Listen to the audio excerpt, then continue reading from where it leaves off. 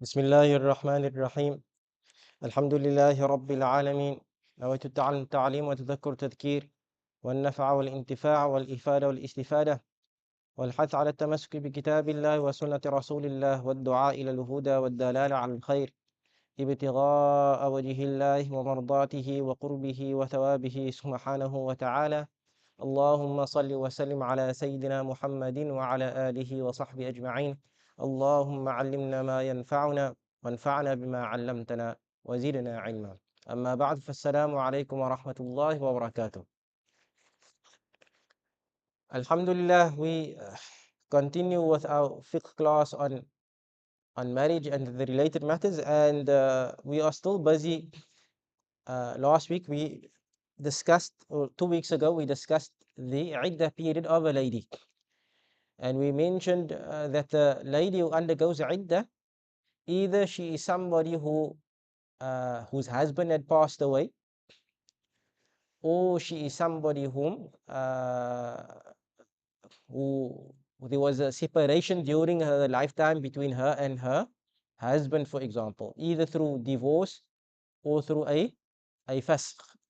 Now, so we said that if a lady's husband passes away, and then she could either be pregnant with her husband's child, or she could be not pregnant with her husband's child, or not pregnant at all. So if she's not pregnant at all, then her iddah is 4 months and 10 days, right? And just to make an example, if the husband of a lady passes away at the end of the 10th of Muharram, meaning the beginning of the 11th of Muharram, he passes away at the beginning of the 11th of Muharram. So now the iddah must be 4 months and 10 days. So typically a person would just say that the iddah then is going to be so it's the 11th of Muharram, so we count 4 months after that. So you have Muharram, then you have Safar, Rabi'ul Awwal, Rabi'ul Thani, and then a person would just say 4 months and 10 days would be then Jamadul Ula, the 20th, the end of the 20th of Jamadul Ula would be the end of the 4 months and 10 days. That's how the person would typically calculate the iddah. However, we did mention that any month that is incomplete, that you didn't spend iddah from the beginning till the end, you must count that as a month of 30 days, and it cannot be counted as a month of 29 days. So for example, when we see that the iddah more or less ends about the 20th of Jamadul Ula, so the only 4 months you have are Safar, Rabi'ul Awwal, Rabi'ul Thani. So you only have 3 full months. And any month that is incomplete, you have to count it as a 30-day month. So your 4th month is incomplete. Your 4th month, you only have 3 full months from the beginning of the month till the end of the month. So your 4th month is incomplete. So it means for your 4th month, you have to count it as a month of 30 days. And then I have to add another 10 days to that because it's 4 months and 10 days. So I have to add 40 days to that full 3 months. So how do I add 30 days? So I counted those 3 months as khalas. So in Muharram, so Rabi'ul Awwal, Rabi'ul Thani, Jamad, Safar, Rabi'ul Awwal, and Rabi'ul Thani. So now so if a lady went through those 3 months, she still has to add 40 days to that. But she would have already done how many days in Muharram? Because Muharram, she went in Iddah from the beginning of the 11th of Muharram. So either her iddah in Muharram is either going to be 19 days if the month ends up to be 29 days, if the moon is sighted. Then the month is going to be 29 days. That means that she would have had 19 days of iddah within Muharram. And we said here she must do how many days? 40 days over and above the 3 months. Right? So it's 4 months and 10 days. So she must do 40 days over and above the 3 months.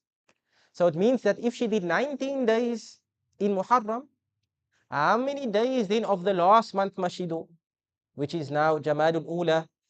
She must do 21 days of Jamadul Ula. So Iddah will end at the end of the 21st day. Not at the end of the 20th day. It will end at the end of the 21st day. Only if Muharram ended up being 30 days. The moon wasn't sighted in Muharram.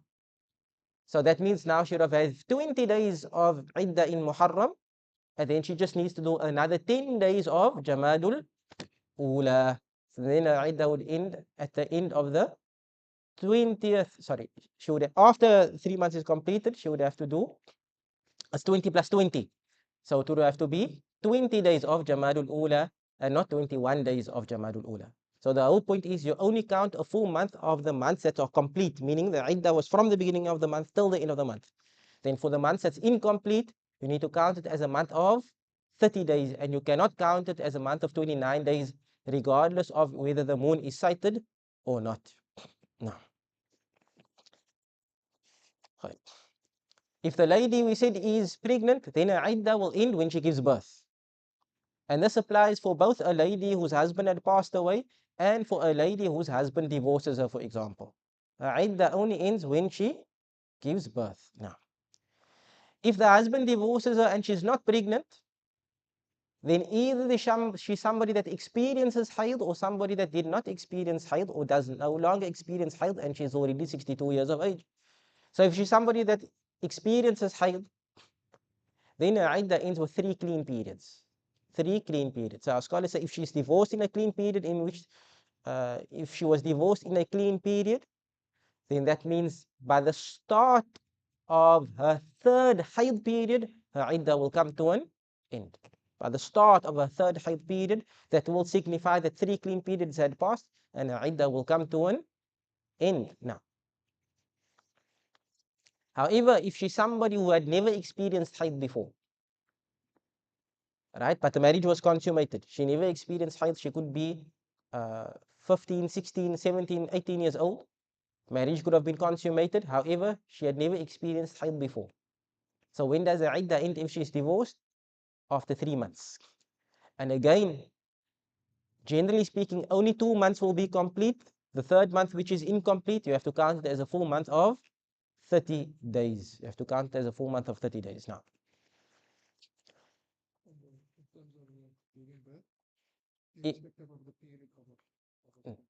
If she is pregnant, obviously this cannot be for this won't be for a lady who does not experience hayd or never experienced hayd.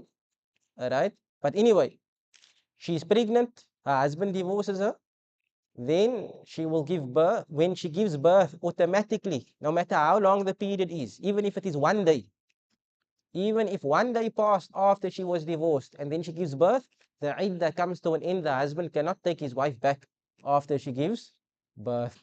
And this, even if it is a fetus, a miscarriage, there is a miscarriage, right? A fetus of 2 months perhaps, or 3 months. If it's something so small that, a witness or a doctor says, no, this that came out here, this is the child, that if it had to grow, this would have been the child. She gives birth to that. Then also the iddah comes to an end. The iddah comes to an end. So it's not necessarily that she has to give birth to a full child. No, even if there was a fetus that came out, then the iddah will come to an end by giving birth now. Then also a lady who had reached 62 years of age and is no longer experiencing hayd, such a lady also, if she is divorced, her iddah will end after 3 months. However, we said the official view of the Shafi'i madhab is that if she's 50 years old, for example, and she's no longer experiencing hayd, then she must wait till either she's 62 and then 3 months after she reaches 62, then her iddah will come to an end, or she must wait before that. If it happens that she eventually gets her hayd periods, then by the 3rd hayd cycle, her iddah will come to an end. Her iddah will come to an end. That's the official view. However, there are non-official views within the Shafi'i madhab because it can be difficult, especially if a lady is, to expect her to go under iddah for 10 years, 20 years or so. So there are other views that say, no, her iddah will be, for example, 9 months plus 3 months, which is 1 year. Still a long period of time, all right? But that is the easier opinion. If a lady does find herself in that type of situation, she should consult the imam and so forth, to see perhaps if there is not easier way, because we do understand that it can be a bit of a long time for a lady to undergo iddah for that period of time. A lady whose womb is removed and she can no longer experience haid even if they're aged at 30 or 40, there is an opinion as well within the Shafi'i madhab that the iddah will be 3 months. Iddah will be 3 months. Now that's for a lady whose womb is removed, who has no hope of getting haid, and she knows why, because of her sickness, where her womb had to be removed. It's impossible for her to get haid. So now we're not going to wait till she's 62. There's an opinion that says just 3 months, and she can follow that opinion, inshallah. If a lady is divorced before the marriage is consummated, then how long is the iddah? She has no iddah. The marriage was not consummated, then there is no iddah for her. And then what does consummation, what we mean by consummation? There was basically intercourse, all right? Sexual intercourse. If there was sexual intercourse, the marriage means that it is consummated. And if there's no sexual intercourse and the lady is divorced, and then there will be no iddah for the lady. It will not be possible for the husband to take her back just by saying, I take you back. Yes, they can remarry if 3 divorces were not given. All right, 1 divorce was given or 2 divorces were given, then they can remarry. All right, but he cannot just tell her, I take you back, even if he does so immediately after he divorced her. Immediately he regretted and he wants to take her back. Can he take her back? No. It has to be a new aqdun nikah, basically a new marital contract, new mahar, everything now. Khair. Then there's some discussion with regard to the iddah of a slave. However, that's not relevant to us. Just know that the iddah of a slave is generally half of the iddah of a free lady now.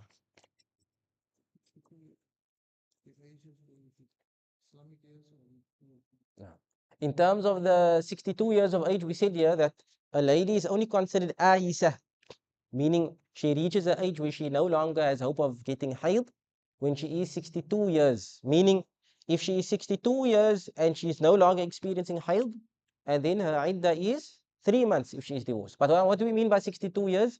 We mean 62 lunar years, not 62 Gregorian years. Whenever in Sharia we talk about years and months and so forth, we're always talking about the Islamic months and the Islamic years. Right? Even when it comes to when a person reaches 9 years, they say when you reach 7 years of age, then you must instruct your child to make salah. When he reaches 10 years of age, then if he doesn't make salah, then you should hit him if it's going to benefit. Now, those are all Islamic years, not our Gregorian years that we generally follow within a Western community now. Tamam. The next discussion is with regard to the mu'tadda, the lady who is divorced, right? What is wajib for her? So the author rahimahullah says, وَيَجِبُ لِلْمُعْتَدَّ الرَّجَعِيَّ السُّكْنَةِ. It is wajib for the lady who is divorced. And it is what type of divorce? A raj'i.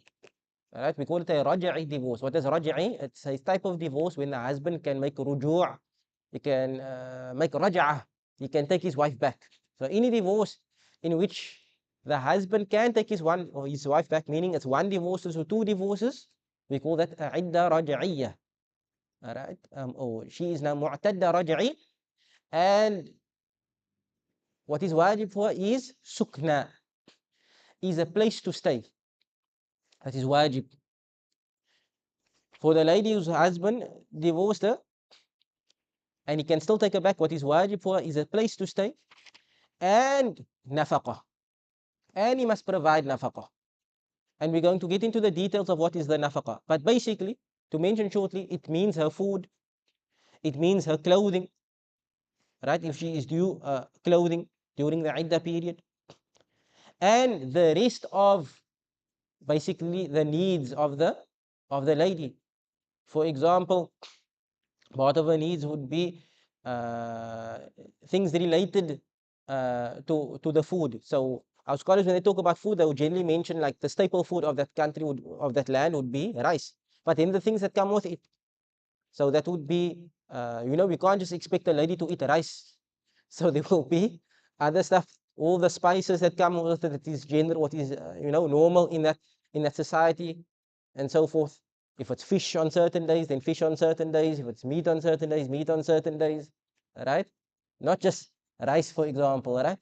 Now, so those stuff that come with the nafaqah, except for alatul tandif, except for basically things that should use to clean yourself. So it is not wajib to provide soap and shampoo during the iddah period, as opposed to your normal wife. It is wajib to provide those things. It is wajib to provide, cleaning things that she would use to clean herself and so forth. Even if you have to pay for it to take a ghusl, right? The scholars talk about there was hammamat that we would have to pay for. There were places of washing, where they would shower and so forth that they had to pay for. Then that would also be wajib and so forth. But when it comes to a lady who's divorced, it is not wajib to buy the soap and so forth. That's not part of the nafaqah. What is part of the nafaqah is basically the food and the clothing now. However, if this lady is divorced and the husband cannot take his wife back during the iddah, he cannot take his wife back during the iddah. How so? He either gave her 3 divorces, he gave her his 3rd divorce, or the lady paid for a divorce, a khula'. It was a khula', so the khula', the husband can't take his wife back, or there was a fasakh, right? The marriage, there was an annulment of the marriage, right? By the qadi, for example. There was an annulment of the marriage. So in those 3 scenarios, the husband cannot take his wife back. So now what is wajib for the lady? In this case, what is wajib for the lady is only sukna. It is only a place to stay, a roof over the head during the iddah period. That is wajib for the lady. That is wajib for the lady now. What we discuss now is if the lady, when it comes to not being able to take the wife back, we said the only wajib is a place to stay. This is if she is not pregnant. If she is not pregnant with her husband's child. As for if she is pregnant with her husband's child, then what is wajib? Then our scholars say it is the place to stay as well as nafaqah. Nafaqah also becomes wajib for the lady who is pregnant, even though the husband cannot take his wife back during the iddah. No. ويجب على المتوفى عنها زوجها الإحداد. And he says here, it is wajib for the lady whose husband had passed away. It is wajib for the lady whose husband had passed away, al-ihdad. So obviously what is also wajib for her is a place to stay. The lady whose husband passed away, it is also wajib to provide her a place to stay, right, from the estate. From the estate, she will be provided a place to stay. However, nafaqah is not wajib. She wouldn't take nafaqah from the estate. Rather, she would inherit now.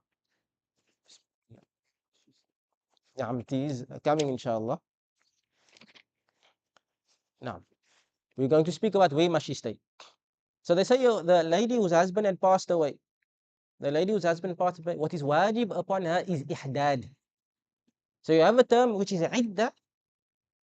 So this would apply, iddah would apply where the lady must basically stay at home. She cannot go out for any reason and so forth. Right?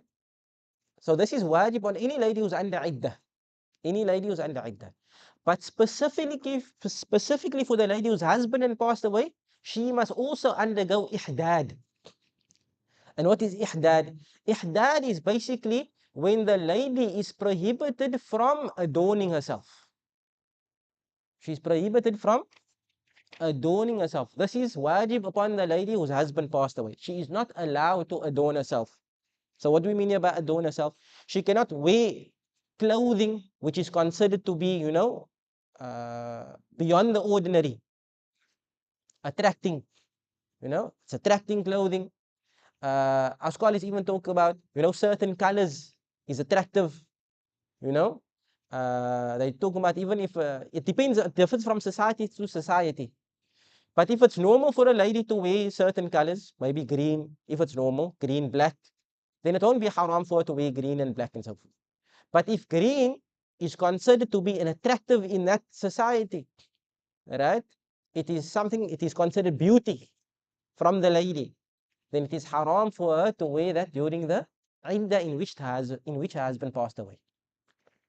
In addition to that, it is any form of what is considered adornment, beauty, you know, that is haram during the iddah in which the husband passed away. So even wearing perfume, even if she's not going out, sometimes we think that you only wear perfume. You just want to be in your home. You want to, feel nice, so you want to put on perfume. That is not even permissible for the lady whose husband had passed away. And this is all part of the mourning period for the lady. When it comes to clothing, if dyeing the clothing, if it's dyed with certain colors that's considered beauty, then that is haram. Then it is haram. Then as well, kuhl. Our scholars even discuss kuhl. So we know what to call it. Surma, yes, surma, kuhl, surma. All right. So our scholars generally consider that to be a form of beauty. And today we have the ladies wear the eyeliner. All right. If it's considered beauty, it is haram. It is haram during the iddah in which the husband passes away. So sometimes we must be careful, because what could happen, sometimes you have the lady passed away, then they have your 3 days, you have the 7 days, people come over. It's not haram for people to come over and make a dhikr or whatever. The lady's not going to be haram, be alone with strange males. Right? So that is not, but the lady must be careful of adorning herself. Right? Because that's not permissible during this type of iddah. If it's another iddah, then it's not haram for her to put on, even if she's at home now, she's putting on nice clothes, it's not haram. But when it comes to the iddah in which the husband passes away, now then it will not be permissible. It will not be permissible now. Our scholars say, so this is during the whole iddah period, 4 months and 10 days. She cannot adorn herself. Doesn't mean now she cannot shower. Yes, she can shower and everything. We're just talking about here adornment, what is beauty, what is considered beauty, right? That is going to be haram. As for the lady, if somebody else passes away from her relatives, can she self-impose this ihdad or not? Can she self-impose this upon herself? So our scholars say, yes, it is permissible for her to undergo ihdad. It's not wajib. If maybe a father passes away, a brother passes away, a son passes away, anyone close to her passes away. Because remember, this is a type of mourning period. So she's allowed to do so, but only for up to 3 days. She's allowed to self-impose. Specifically, she consciously undergoes this ihdad for a relative, for example, for somebody that was close to her. She can do so for up to 3 days, where she now abstains from all forms of beauty and so forth. And if she consciously, purposefully does it for more than 3 days, then it is haram upon her. Then it is haram upon her. This is for other than her husband. For her husband, it must be the period of the iddah. But if it's for other than her husband, then she is allowed up to 3 days. Obviously, if, for example, her son passes away and she's still, she's still feeling sad, and she just doesn't feel like uh, putting on nice clothing, not because she's now intentionally undergoing ihdad. So for the whole week, she just doesn't feel, she's sad. It's understandable, and she just doesn't feel like beautifying herself. Then that is permissible if it's not done intentionally. She's not doing so intentionally. Then ويجب على المتوفى عنها زوجها والمبتوتة ملازمة البيت وهو المسكن الذي كانت فيه عند الفرقة إن لاق بها. When a lady's husband passes away, and when it comes to the mabtuta, When it comes to the lady who's under iddah, her husband divorced her, for example, but her husband cannot take her back. Such a lady must make mulazama of the house, meaning she cannot leave the house. She must stay in the house. In fact, this is for all ladies who are under iddah. All ladies who are under iddah, no matter what type of iddah, she must remain in the home except for a need. If there's a need for her, there's necessity for her to leave, then she may leave. But if there's no necessity, if there's no need, then she must stay in the home. Which home? In the home in which she was divorced, or there was the separation took place. The home in which she separated from her husband. And the separation could either be through divorce or through death, for example. So if a lady is staying in a certain house, she's staying and her husband passes away. And where was the house? That not where she was at the time. She could have been outside of the house. Maybe she went shopping and her husband passed away. Right? Which house must she stay in? We consider what was the house that she was staying at that moment. That is the house in which she must spend her iddah. That is the house in which she must spend her iddah. And that house, either the husband owns it, either the husband owns the house. That means we cannot sell the house, all right, until the iddah is complete. Because we can't force that lady to go out of the house. Or if the husband was renting, then we continue renting the house from the estate. We continue renting the house from the estate now. Then that's wajib. And this is for somebody whether the husband passed away or whether the husband divorced his wife. You know, sometimes a man thinks he divorces, now all his expenses come to an end. No, he must continue. He must continue providing. And if it's his house, if it is his house, remember he cannot have khalwa. He cannot be alone with his wife in the house. So if he divorces the wife, what is wajib upon him is to provide the place to stay. And if she was staying in that house, that means he cannot put her in another house. Even if she wants to leave, she wants to go to another house. No, he cannot. If that house is considered suitable for her to stay in, if it's considered appropriate for her to stay in that house, then it is wajib for her to stay in. He cannot take her out and put her in another house. And if it means that they're going to be alone in the house, if he must stay there, it is wajib for him to move out. It is wajib for him. He must go find another place to stay. The only time he doesn't really have to find another place to stay, if it's a very big house each, so the house is divided into two, for example. Or sometimes, you know, you have the granny flat, right? So now if the granny flat is empty, then he can go and stay in the granny flat. But they cannot stay under one roof in which they are sharing amenities. They are sharing a kitchen, they are sharing toilet, for example. Even if they decide, no, I'm going to stay in the one room, you stay in the other room. Right? But they are sharing amenities, meaning there's one kitchen, they have to use perhaps the same bathroom, and so forth, one lounge. So they will cross, it means it's necessary for them to cross paths in a confined space in which they will be alone. Then it is haram. Then they cannot stay in the same house. The husband must move out. The husband must move out now. However, our scholars do say, if they are not staying alone, they are staying either with a mahram, there's a mahram present for the lady, but such a mahram, because sometimes the mahram could be the son. But here our scholars talk about it must be somebody who's reached such an age whereby the ex-husband and the ex-wife, or the wife who's under iddah and the husband, there won't be suspicion or there won't be fear of them committing haram. They will be shy to commit haram while the child is still there. That's if it is like that. Otherwise, if maybe the children are still so small that they could do anything, there's no fear. There's no fear of suspicion. There's no shyness because the child is so young. Then they cannot stay in the same house. They must move out. They must move out. Obviously, they can't stay in the same room, right? But we're talking about here when there are others present within the house.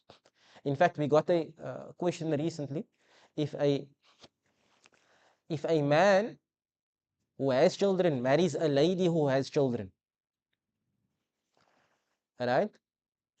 Can they stay together with their children? Because maybe the children don't have anywhere else to go, for example. Because now his children, the husband's children, is not mahram to the lady's children.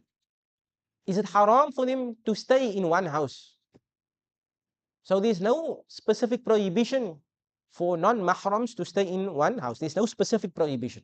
However, what we must be wary of is that, again, a male and a female who is marriageable to one another, they are strangers, technically strangers from a Sharia. We don't look here, sometimes we think we know this person, you're not a stranger.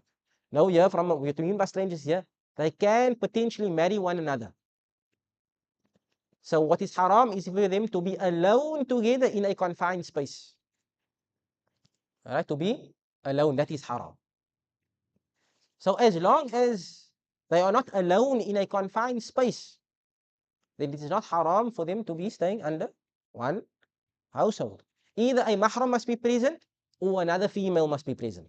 A reliable female must be present, then it won't be haram. Then it's not considered being alone. Now, and obviously, when non-mahrams are staying together in one household, they need to observe hijab.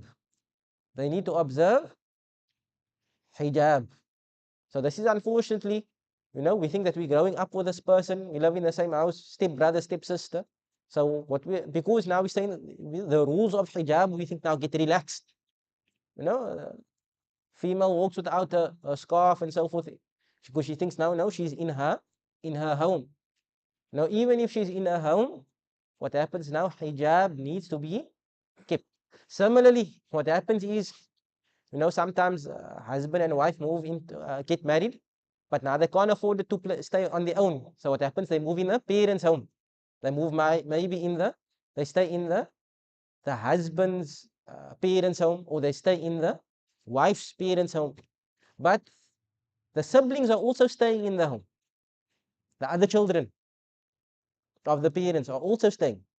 So what happens? You have the daughter-in-law staying in the home, as well as your own sons. That's not married, obviously, to the lady. Right? Your own sons who are non-mahram to. So now what happens? That lady, she needs to observe hijab in front of her brother-in-laws.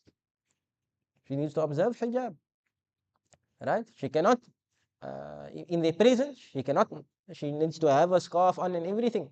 She needs to be covered up.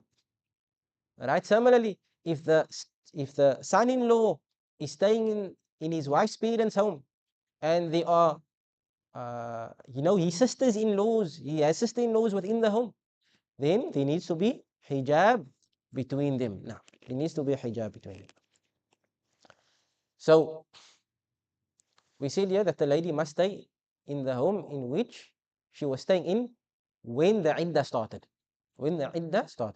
So, hypothetically, if what happens sometimes, there is dispute between a husband and wife before the time, and the wife, before they get divorced already, the wife stays by her parents, for example. She goes to stay by her parents. And then they maybe try and see if sometimes we think, okay, maybe if there's distance for a time, maybe they'll realize, that they actually, they need each other and they want to be together and so forth.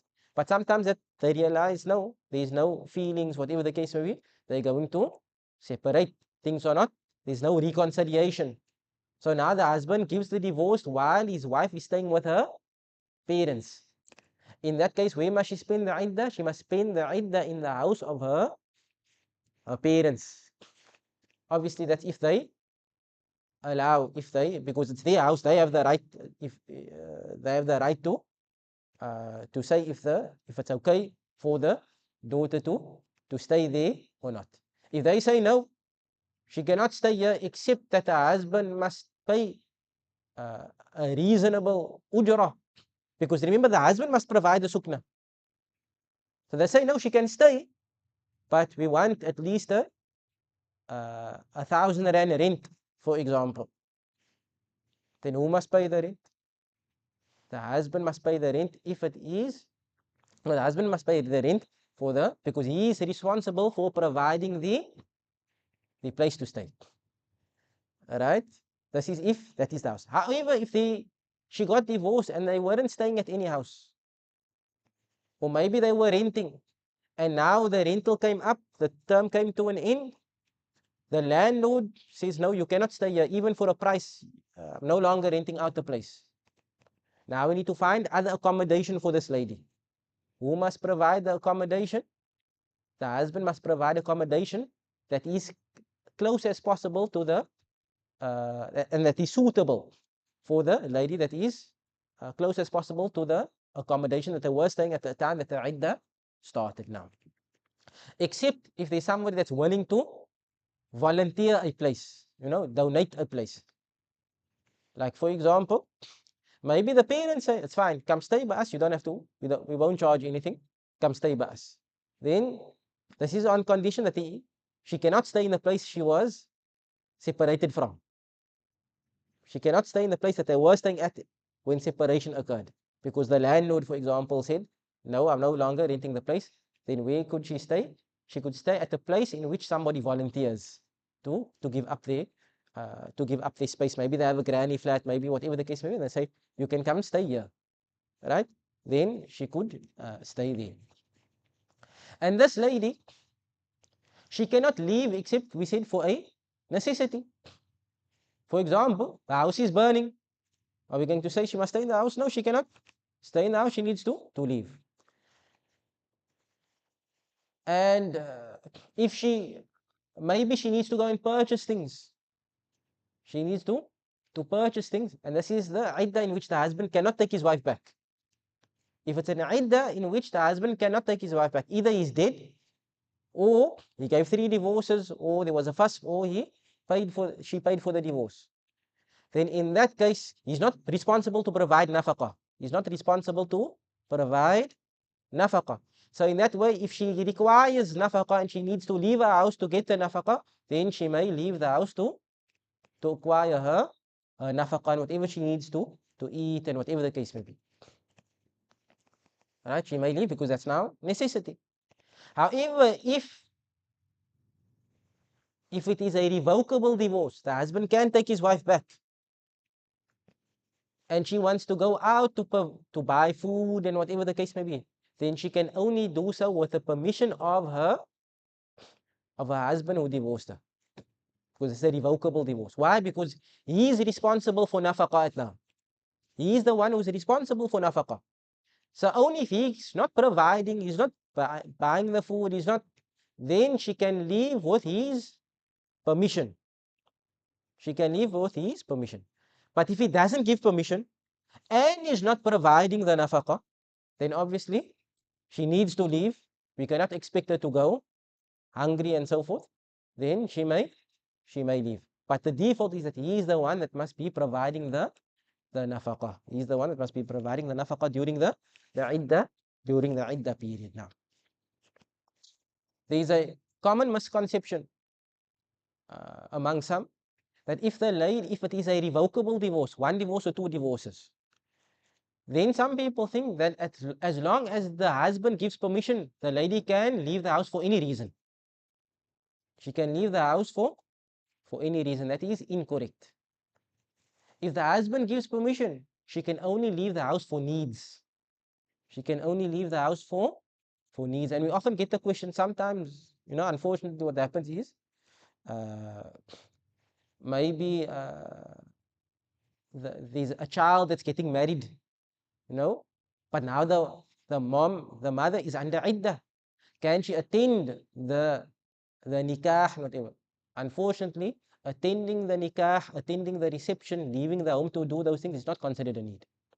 To such an extent, our scholars say that, when the husband passes away, imagine a man is married to multiple wives, and he dies while he's staying in the wife of one of the ladies.